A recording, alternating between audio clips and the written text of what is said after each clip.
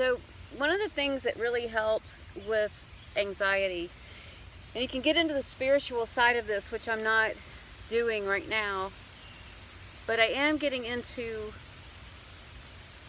I guess you would call it a more practical side of it, like a mindset kind of thing. So I'm not saying like if you want to just take the medicine like when you're busy or whatever and just take it, that's not going to work. Of course it works. But I've found that if you want to treat yourself, and part of doing this is retraining your body and your brain that you are worthy of peace, worthy of love and pampering, that you deserve to feel peace and to feel good and to have good feelings. Because when you're stuck in stress and fight or flight and pain and struggle long enough, you retrain your brain that that's normal and that that's what you deserve. And we are about climbing up and out. And if you're coming from a place of suicide and we're in that place of trying to climb out of benzos, or if you're suffering with PTSD, it's a long, hard climb back from that place where your body's actively trying to die to getting to a place where joy is normal, where contentment is a matter of fact. It's a part of life. And so one of the most important things you can do for yourself is to take the medicine and turn it into a meditative practice. And I don't mean to meditate, although you absolutely can. But as a meditative practice, and this is what I mean by that. We're so used to medicine being dead and a pill and you just swallow it, whatever. And so if you start to look at this medicine as living, as an active participant in your healing, then you begin to see it differently. If you start to feel like this medicine is something that is serving you and your body wants it, your body wants to feel good and wants to be healthy. Your body wants contentment and peace, and so it wants what you're giving it. It wants this medicine.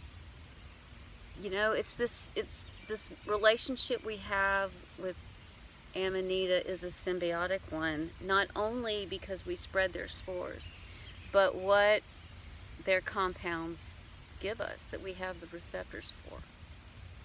And so it starts with you can't go into the tea stressed and busy in your head and expect that the ceremony is what's going to put you in the right frame of mind. So you have to start in advance. So on a day that you know you're going to be microdosing or anything larger, then you think about that during the day, and you think about the fact that this is going to be happening tonight, even just a microdose. And so you want to make sure to be setting your mind up for the fact, and I do this. When I know it's a microdose day, it's a different kind of day for me. I try to protect myself, but if it's a day where I can't and things are just happening, you know, and I'm winding up stressed, then I know that I have to work a little bit before I start the tea process. And so what you'll need to do is, away from the tea, go on and start setting your mind at ease. And if you have got things on your mind, things that you can't let go of, things that are bothering you and eating at you, one of the best things you can do is list it all out. Just get it out of your head and get it listed out. Because once you do that, you see that it isn't as many things as you thought it was, as much as you thought it was, because we recycle, right? And if you've got, let's just say, all this stuff running through your head and it feels overwhelming to the point where you just feel exhausted and it feels insurmountable, but then you start to get them all out and written down, and you get them, the first three come quickly, and then the next one is just a different angle of the first one, and then another different take on the first one, and then just another thought on the second one. And every time you do it, you keep coming back to those 3. You realize, holy shit, there's only 3. I can't tell you how many times that's happened. I mean, in a day that really, really piles up on you, and you're like, it's easy to think like a victim and think, I'll never get out from under this. Why is this day doing this to me? Why is this happening? And then when you actually look at it, oh, it's 4 things, it's 5 things, it's 3 things, it's only 2 things. That is a tremendous thing when you realize it. And then you're going to be tempted to try to take that and go, yeah, but these things are affecting this thing, and this thing is feeding back on that, and it just feels like it's never going to go away. So what your brain is doing is it's looking for reasons to still awfulize everything. It's not your fault. I'm not shaming you. God knows, no. This is just what our brains are trained to do, to stay constantly alert and on edge to protect us. Thank you, brain. Thank you for working so well on my behalf. However, your default mode network is a little overactive, and we're just asking you to stand down a little bit. So that's a really great exercise. And then just, oh gosh, okay. Now, a lot of people say, take a deep breath, take a deep breath. Or meditations start with, take a deep breath. They do all this stuff, right? Look, here's the thing about the deep breath. You can take a deep breath all day long, and it's not going to do anything. The purpose of the deep breath is to draw a line in the sand. In your life, in your day, in your thoughts, in that moment. It's like going, whew, okay, shake it off. Moving forward, you know, when you're trying to reach back and get something done and you got to man up. Yeah? Right? This is the opposite, but it's the same kind of thing. You're drawing a line in the sand. That deep breath in, and then when you let it out slowly, you're drawing a line in the sand and going, okay, I've got it all written down, whatever the problems were, they'll be there when I'm done. I'll pick them up in a minute. But right now, I'm home. I'm not at work. I'm not with the ex. I'm not with this family member. I'm not on the internet. I'm not dealing with the money issue. I'm not on the phone. I'm not checking the mail. Whatever it is, I'm here, safe, quiet. That's what that breath is for, to go, okay, and build a fort around you. Okay. And then when you feel like you've gotten in a good place, take a walk, take a shower, whatever it is for you, before you go into the tea.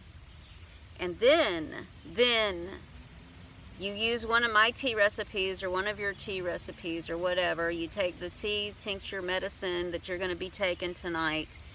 And when you, instead of doing it really quickly, get a mug that means a lot to you. If you don't have one yet, if all of your mugs, you don't care if they broke, that's not a good situation. You need something to drink it out of, one vessel that means a lot to you. And hey, maybe it's one of the ones you got from my merch. That'd be cool. But whatever. You all know what I'm talking about. Set it out while you're heating the water. And when you turn the water on, just stop for a moment and be like, you are what's going to be pulling the good stuff out of my tea for me. So cool. And then just sit patiently and wait for the water to get hot. Don't multitask. Freaking chill. Sit. Breathe. And then, when the water's ready, with intention, do you know what that means with intention? It means you think about the botanicals, the tea leaves. You think about the medicines they have, or the aromas they have, or where they might have come from, or the flavors they offer. You touch them as they go in. You just acknowledge their presence and what they do. You will alter this down different paths over time, but this is the skeleton of it. You get everything in there. Pause for a moment and be like, do what you need to do in that moment. And then you put the hot water in there. And then you can just smell it, let it do its thing. Know that these are different energies, forces, ingredients, however you want to look at it, coming together, and they're singing their songs and they're doing their dance. And you are the audience. And it's a concert just for you.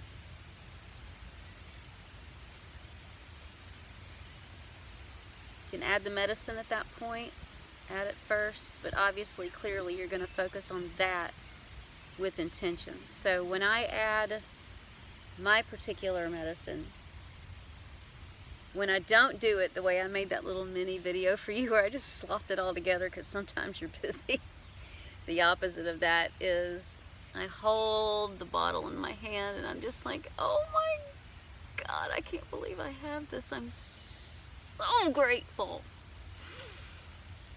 And then, if you've seen my videos on my relationship with the mushroom and the mushroom voice, that's in my playlist.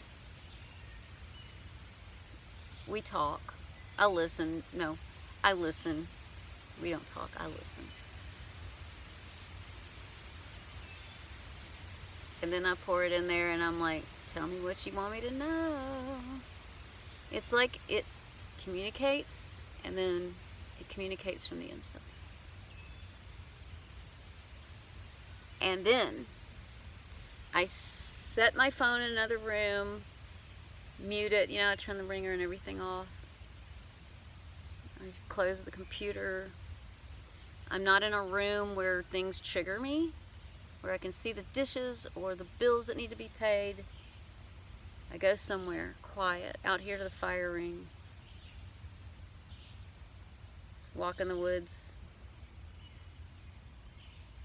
Sit on the back deck. And I let it take as long as it needs to drink it. So it may be one of those things that by the time you get to that point, you need to go, you've gotten what you needed to get from that moment, and you work or whatever while you drink it. But do you understand that the tea, the ceremonying, the meditative practice of it wasn't even about drinking it. By the time you get to the point where you're drinking it, you could very well be done with all of that. Drinking it isn't the beginning. It could be the end. Or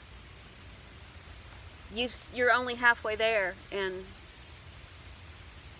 the drinking of it is the rest of it. And that I can't talk to you about because it's very personal and it's between you and that moment and what you're drinking.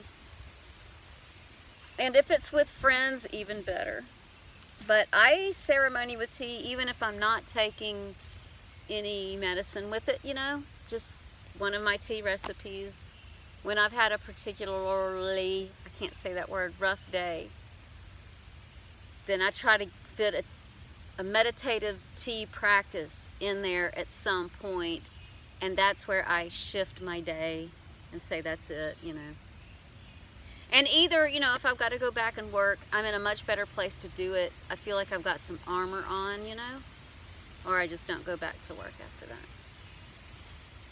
So this is how you create a meditative tea practice, and I'm going to be making a series of tea recipes for your meditative tea practice. I hope you enjoyed this. Support the channel. The links are in the description. You can buy me a coffee. Support the channel with some mushroom gear. Sign up, subscribe to my sister channel in case this channel gets taken down, which is a very real possibility, and that way I'll migrate over there. All of the videos of me using that have been taken down by YouTube are now uploaded to BitChute. The link is in the description for that. We have a forum devoted to Amanita. If you're not over there, you need to be over there. It's free. Just go talk. Join the community and the discussion. get educated about things you don't yet understand, if there is anything. If you do, then if you have wisdom, then come over and share it. If you have questions, ask them there. I love you, beautiful people.